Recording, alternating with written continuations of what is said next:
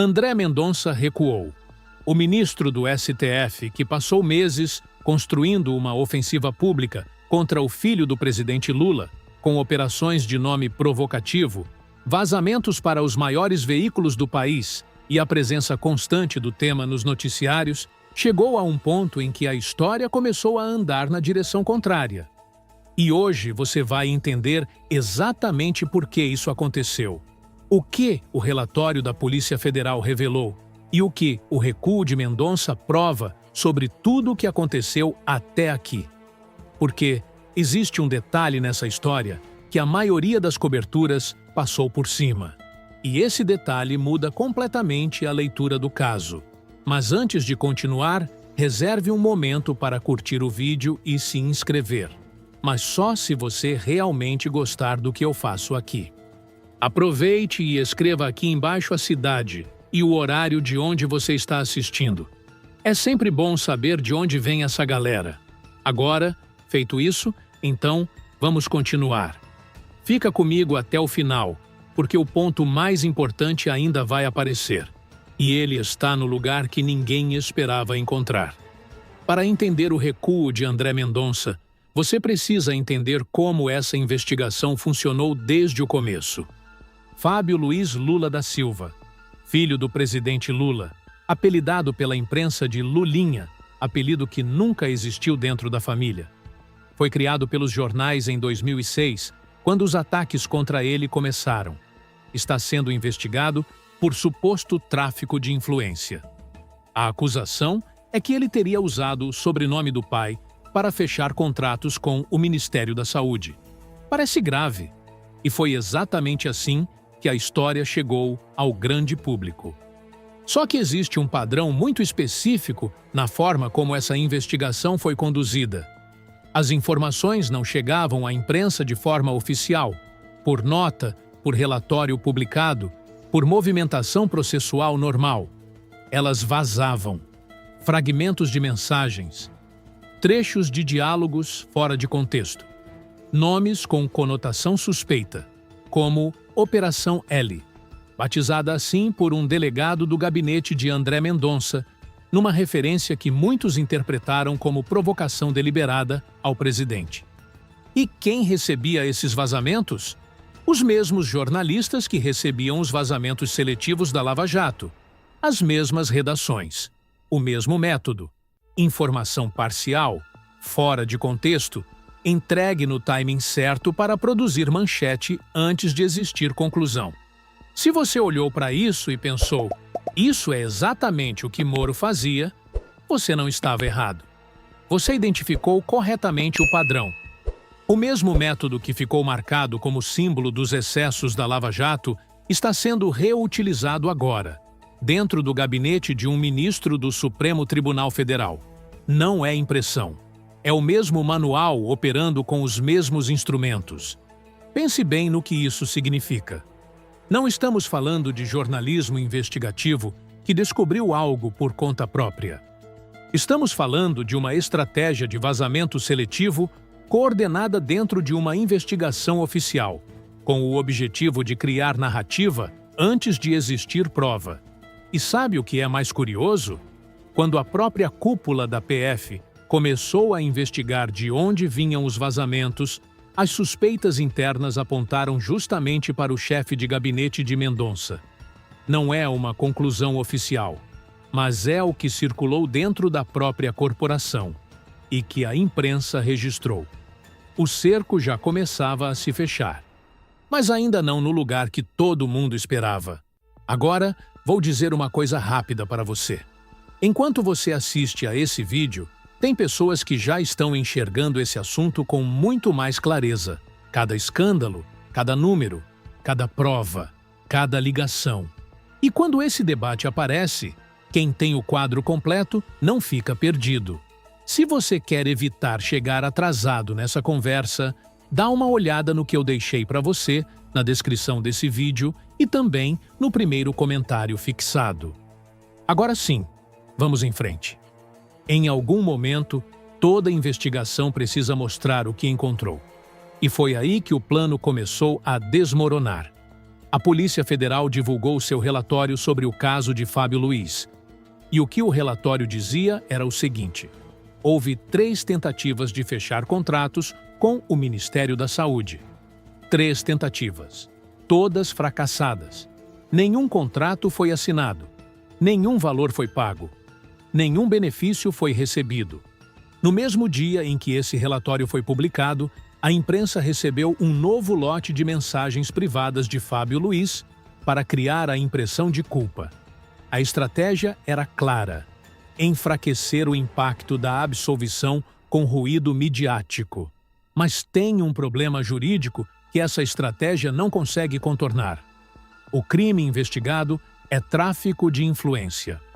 E para que o tráfico de influência exista como crime, a influência precisa ter sido efetivamente negociada e ter produzido um resultado concreto, um contrato assinado, um benefício recebido, uma vantagem obtida. Não basta a intenção, não basta a tentativa. Ou o crime aconteceu, ou ele não aconteceu. Diferente da corrupção, por exemplo, onde o Código Penal brasileiro prevê expressamente a modalidade tentada.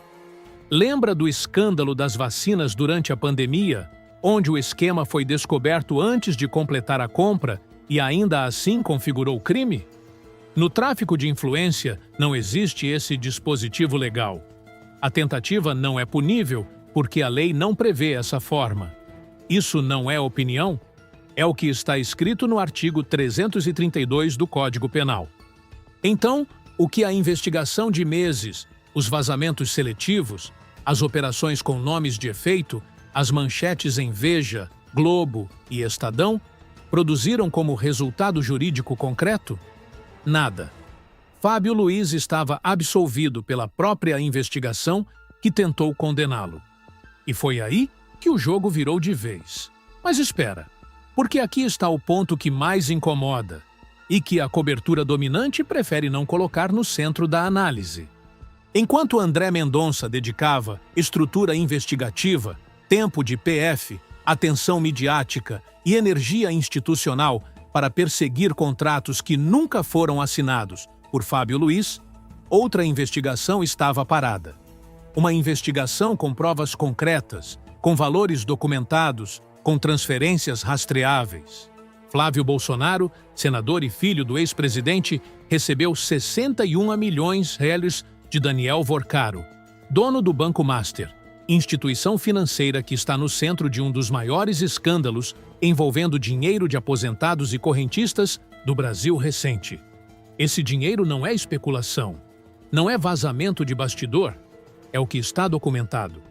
O próprio Flávio admitiu publicamente ter recebido parte desses valores, justificando como pagamento por serviços prestados em notas fiscais que não foram acompanhadas de nenhuma comprovação de serviço efetivamente realizado.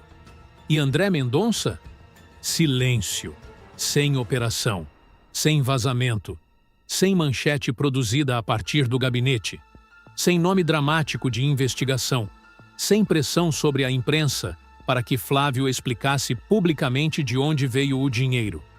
Aqui não existe neutralidade possível. Existe uma justiça para um lado, ativa, midiática, com operações batizadas, e uma paralisia completa para o outro, mesmo diante de valores documentados e admitidos publicamente. Isso tem nome: 2 pesos e 2 medidas.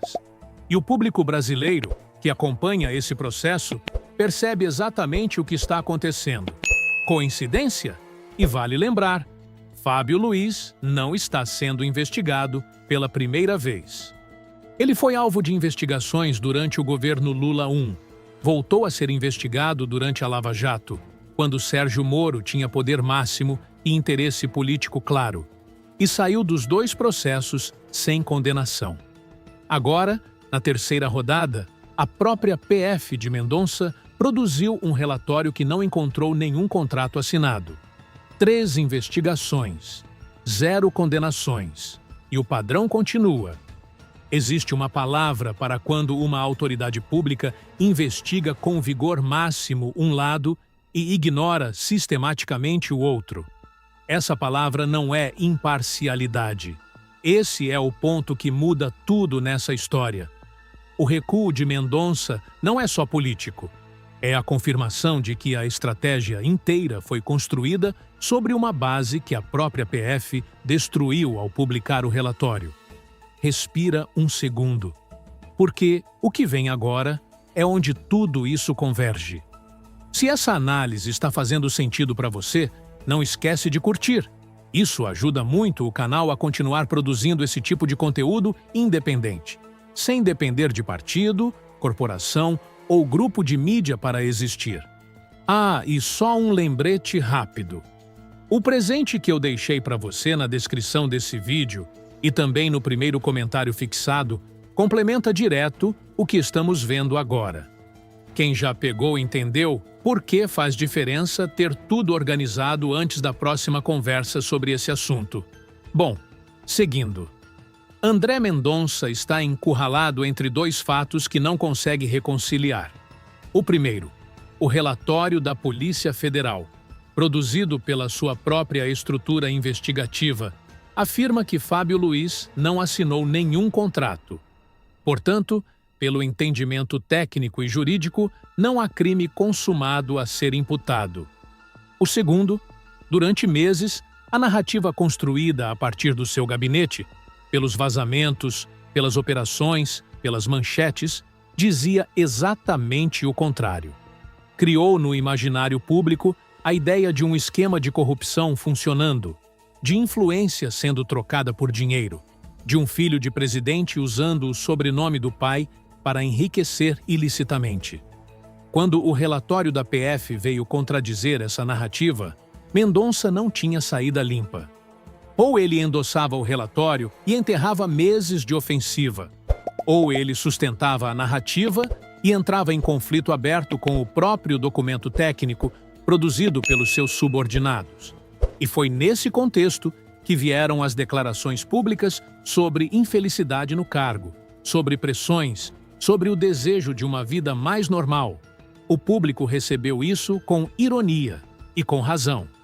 Porque não é ingenuidade achar que um ministro do STF, com cargo vitalício, um dos postos mais protegidos e mais bem remunerados da República, está sofrendo de verdade. O que está acontecendo é vitimismo estratégico. Usar o discurso de sofrimento pessoal para desviar o foco do que realmente importa, que é o fracasso de uma investigação conduzida com claro viés político.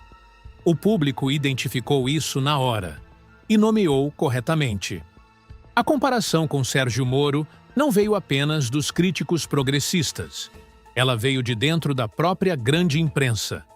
O paralelo foi traçado em análise publicada no Globo. O mesmo padrão de usar a estrutura investigativa para produzir efeito político, a mesma seletividade nos alvos, a mesma relação com a mídia como amplificadora de narrativa antes de sentença. Só que existe uma diferença importante entre os dois casos. Moro saiu do STF, da condição de juiz, antes que o cerco se fechasse completamente. Mendonça está dentro. E o relatório, que deveria ser sua arma mais poderosa, virou o documento que melhor descreve o fracasso da estratégia. O cerco fechou. Só que do lado errado. O recuo de André Mendonça não prova arrependimento. Não prova que ele mudou de lado ou que descobriu a imparcialidade que um ministro do STF é obrigado a exercer. O que o recuo prova é mais simples e mais revelador. A estratégia falhou. O plano era construir, nos meses que antecedem as eleições de 2026, uma narrativa de escândalo envolvendo o filho de Lula, forte o suficiente para contaminar a imagem do presidente, enfraquecer o campo progressista e favorecer a direita nas urnas. Era o mesmo cálculo que a Lava Jato fez em 2018 e que funcionou naquele momento. Só que desta vez, a própria PF destruiu a base da narrativa antes que ela pudesse se consolidar. O relatório que confirmou a inexistência dos contratos não foi um vazamento da oposição. Foi o produto oficial de uma investigação oficial. E isso significa que o recuo de Mendonça não é voluntário. É forçado pelos fatos que sua própria estrutura produziu. E agora, o tabuleiro está assim. Fábio Luiz, absolvido pela investigação que tentou condená-lo. Flávio Bolsonaro com 61 milhões documentados e sem investigação proporcional em andamento. André Mendonça, comparado a Moro dentro da grande imprensa. E Lula chegando às eleições de 2026, com esse quadro institucional exposto publicamente e com o campo progressista mais coeso do que estava há 6 meses, justamente porque a tentativa de desgaste falhou de forma tão visível. Quem saiu enfraquecido dessa história, é claro, Mendonça, a narrativa da direita e o método dos vazamentos seletivos, que desta vez não produziu o resultado esperado. Quem saiu fortalecido é igualmente claro: a legalidade, o relatório técnico da PF e um presidente cuja família foi investigada por 3 vezes em 20 anos sem uma única condenação. Isso não é o fim da história.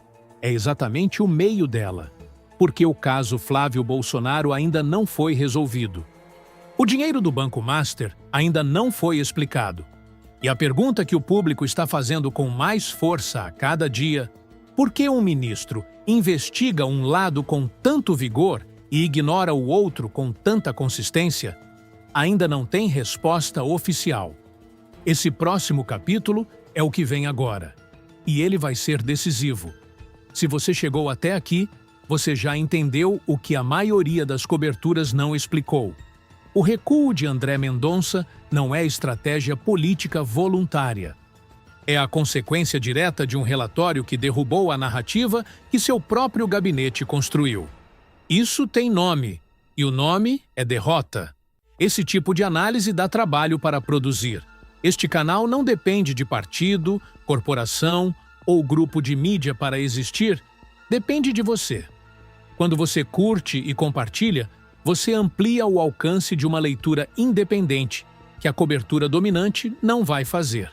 E é isso que mantém esse conteúdo vivo. Na sua opinião, André Mendonça vai resistir no cargo até o fim do mandato? Ou o processo de impeachment vai ganhar força antes das eleições? Comenta aqui embaixo. Quero saber o que você acha. Valeu para o pessoal de Minas Gerais, que comentou em peso no último vídeo. Presença de peso, como sempre.